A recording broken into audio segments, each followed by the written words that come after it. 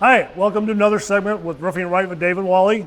I'm not Dave, I'm Wally, and you are? I'm Dave. So we're here today, we're going over some cold storage roof details. We got a little mock-up here, some details we typically see on a cold storage roof. We got a wall detail, we have a curb detail, we have a pipe detail. So these details are very, very important. So we have a special guest here today, Kristin from our Building and Roofing Science team. You want to go over these details and kind of explain what really should be done to ensure this is done properly? Sure. So I'm Kristin Westover. I'm a Building and Roofing Sciences engineer focusing on specialty installations, including cold storage. So thanks for having me today.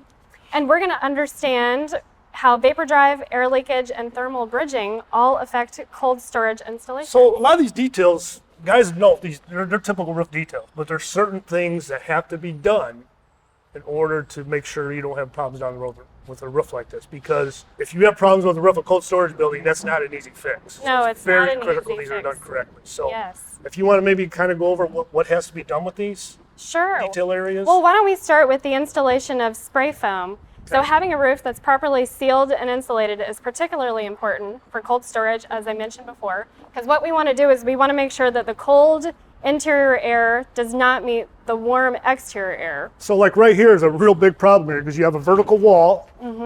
We have a horizontal deck. You have a juncture, what's that called, Dave? Angle change, if you would. So you got potential for air leakage. Air leakage is a terrible enemy when it comes to cold storage. So the one thing that we also want to make sure that we have is this closure piece that's along the edge, Right. so that when we're installing our closed cell spray foam, that it doesn't leak out beneath the surface. So like this area right here, the deck's not really tight to the wall. So in some instances, the contractor may have to saw a sacrificial piece of metal, if you will, to close that gap off, make that gap tighter prior to filling with the foam, correct? That is correct. Back here, we're fairly tight, so we don't have to worry about that. Yep. So what else would have to happen in this area before, I mean, how far out do we gotta come? Should the contractor come?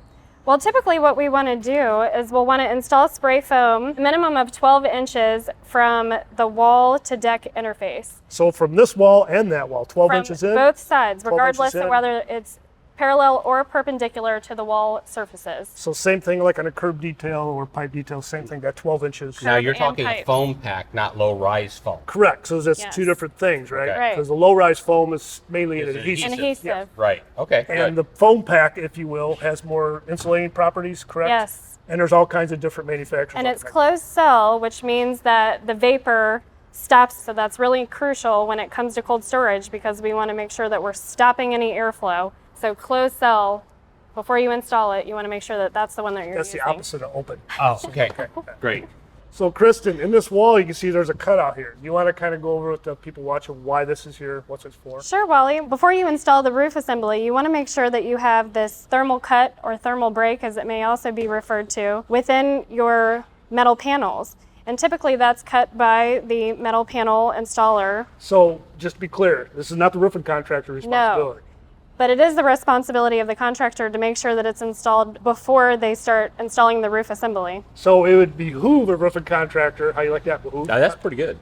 To get with the metal contractor, metal wall panel contractor, because that's going to have a bearing. You don't want it you don't want it too high, you don't want it Nope. too low. Ideally, you want it right in between your first and second layer, That's right. like halfway between the second layer. So if you're a roofing contractor, you need to get with the guy, have this cut. But that's going to have a bearing on what your base layer is going to be, what your second layer is going to be. Well, and you also want to make sure that they have the correct dimensions. So typically what we're looking for is about 1 inch tall and 3/4 of an inch deep.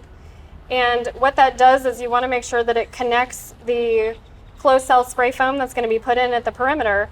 And that's important because typically within metal panels, we have the corrugation, as you can see.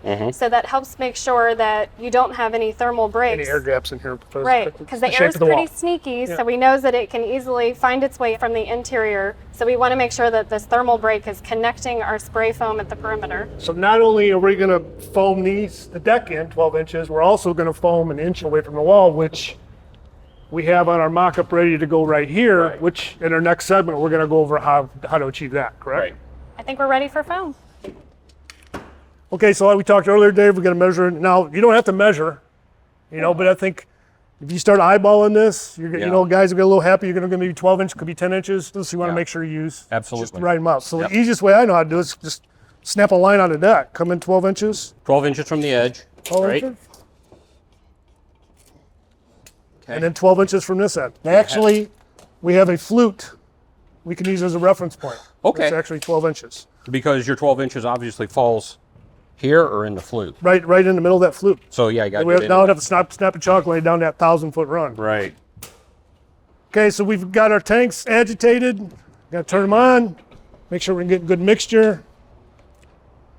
Now I'm going to purge this. Purge it? Now I'm not purging overside the building. I do have a container over here. Just going to get rid of some excess here. All right.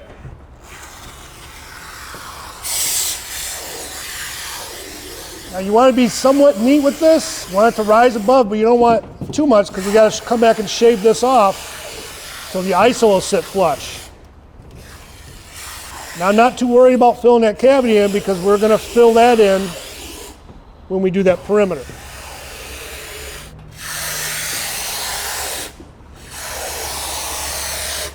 Okay, now we're going to do the same thing down this.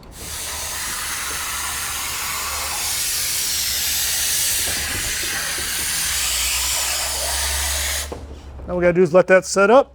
Got it. Put the safety on. Safety first.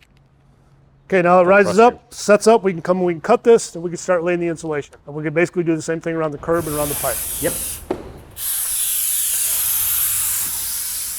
Okay, so we foamed the flutes, and we're going to cut these. And Dave, our younger version of Dave, younger and taller version, is going to actually cut this. So he's going to be using a Sawzall, kind of a flexible blade, so you can get in and cut it flush. Yep. So you don't really want to be cutting into the deck. We're just going to shave that off so it's flush, so the insulation goes on there, right? Correct. Yeah.